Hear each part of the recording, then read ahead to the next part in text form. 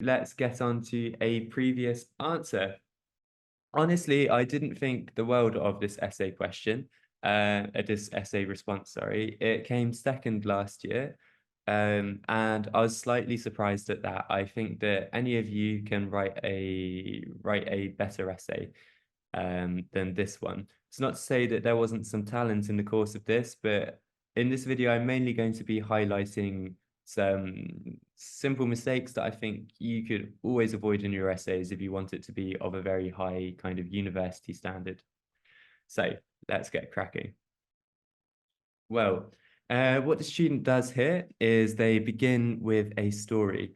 That is a nice thing to do often. It depends on the way you like to write, and don't let anybody cramp on your style. If you have a certain way of communicating, then go with it.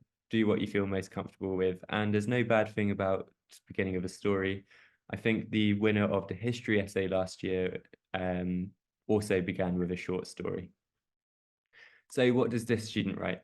In the Sanskrit epic, there's some foreign words here that I'm not going to bother pronouncing. So in the Sanskrit epic, the archer prince Arjuna has a religious revelation in the midst of a war. On day 13 of fighting, Lord Krishna reveals himself to Arjuna, showing his V, an entity composed of all creatures in the universe with innumerable eyes, mouths, advising his aggrieved friend about dharma, or righteousness.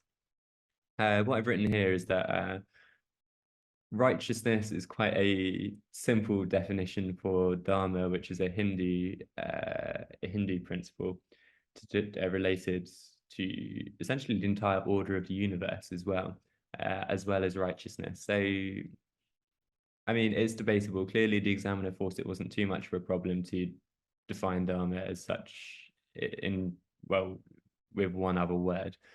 But just be careful with giving very simplistic definitions to very expansive concepts, especially in your introduction.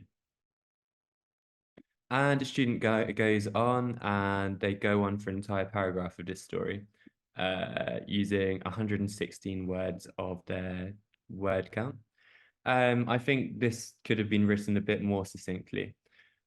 And then in the next paragraph, they say, but should he? If those who doubt him are intelligent and sympathetic, is this not a reason for Arjuna to doubt himself?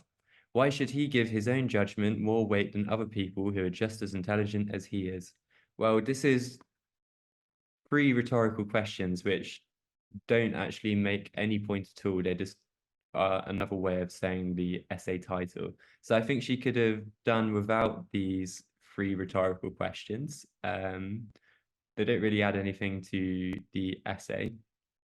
And sure, absolutely go ahead and try and use rhetorical devices, try and write strongly and in a way that you feel comfortable writing. Just try and balance that with the fact that you're writing an academic essay as well. Don't stray away from being academic by just writing a series of useless rhetorical questions. Now, the student carries on saying, if those who doubted Arjuna were truly his epistemic peers, then he would indeed have reason to doubt himself. But as I'll argue in this essay, they were not his epistemic peers because they had not had his experiences. More generally, in matters of religious belief, those who disagree are almost never epistemic peers. So the disagreement of their intelligent and sympathetic friends does not show them to be unreasonable in their religious beliefs. I think this is far too muddled a paragraph, given that it's the first time that the student is actually introducing the argument that they're about to make. It's good that they've used an academic phrase such as epistemic peer, and they go on to define it in the subsequent two paragraphs, essentially. But I think that this is a bit too muddled, and you have to read both sentences maybe more than once to actually understand what the student is saying. So what I've said is that in this sentence, the student is essentially wanting to say, I will argue that because they were not his epistemic peers, he does not have to doubt his religious beliefs.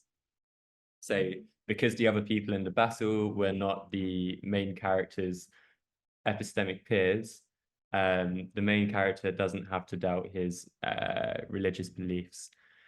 That's essentially what she's getting at, and that's the whole argument of her essay. So when you come to actually explaining what you're going to spend the next 2,000 words arguing, make sure that it's clear for the examiner. You don't want to have to be reading it a few times to actually grasp the gist of what you're getting at.